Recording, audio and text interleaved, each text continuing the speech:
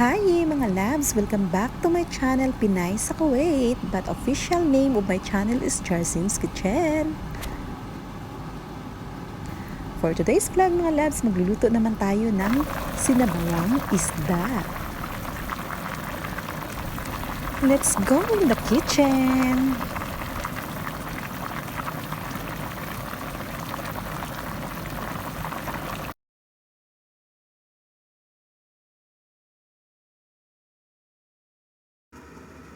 So ayun na mga labs, magigisa na po tayo dito ng bawang, sibuyas at luya.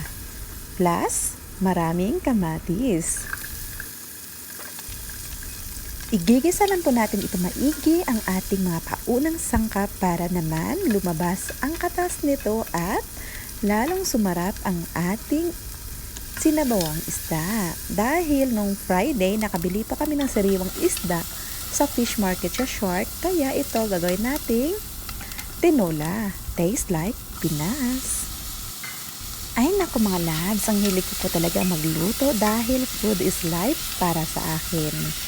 Dahil ang buhay masarap kapag luto ka ng luto, kain ka ng kain. Kaysa naman makialam tayo sa buhay ng may buhay, abay kumain naman tayo mga labs, busog na tayo, healthy pa tayo, o diba?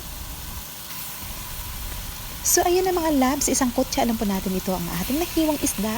Dahil itong isda na ito mga labs ay medyo matigas siya, kaya okay lang kahit halo-haluin mo siya. So ito na mga palangga, back to cooking content muna tayo mga labs dahil namimiss ko ang magluto at mag-vlog. Iwas muna tayo sa mga personal content dahil maraming nag-aabang na mga bashers dyan.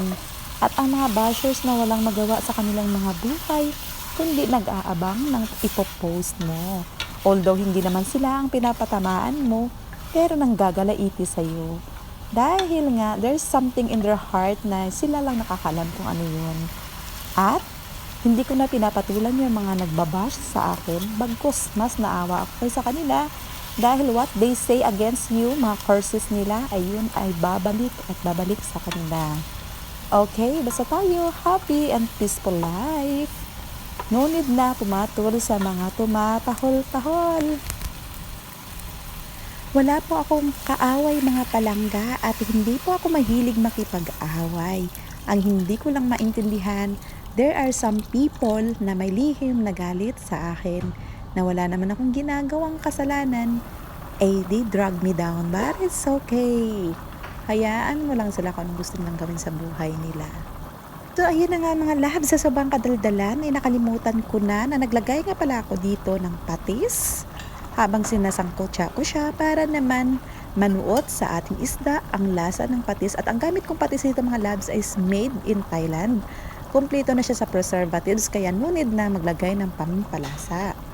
At syempre maglagay tayo dito ng tubig, paminta at hayaan lang po natin itong kumulo at maluto ang ating isda.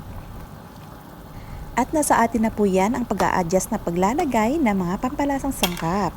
Kung gusto niyo ng asin or magic sarap or bitchin, it's up to you mga labs.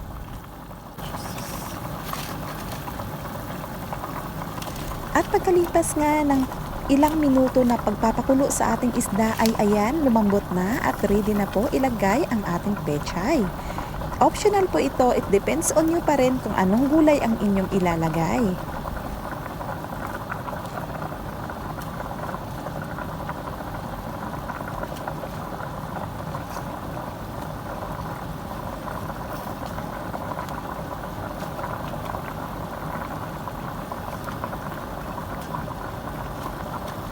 Siyempre, magpapakuli ba ang ating siling anghang?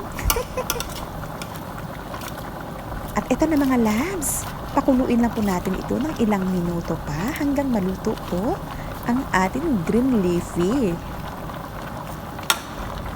Madalang na nga lang pala ako nakapag-upload ng aking cooking videos dahil marami po akong mas inuunang mga importanteng mga bagay kaysa sa pag-i-edit ng video. Kasi sa pag-i-edit ng video, it takes a lot of time mga labs.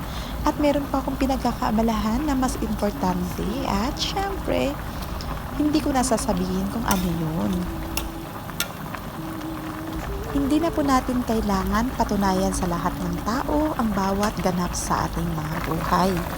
As long as wala po tayong inaagrabyadong tao, wala po tayong sinisirang buhay, at wala po tayong sinasagasaan at nilalaglag na tao, wala po tayo dapat ipangamba, matutulog tayong payapa, gigising tayong payapa, at syempre, ang blessings ng langit ay sunod-sunod sa iyo. O di ba mga loves?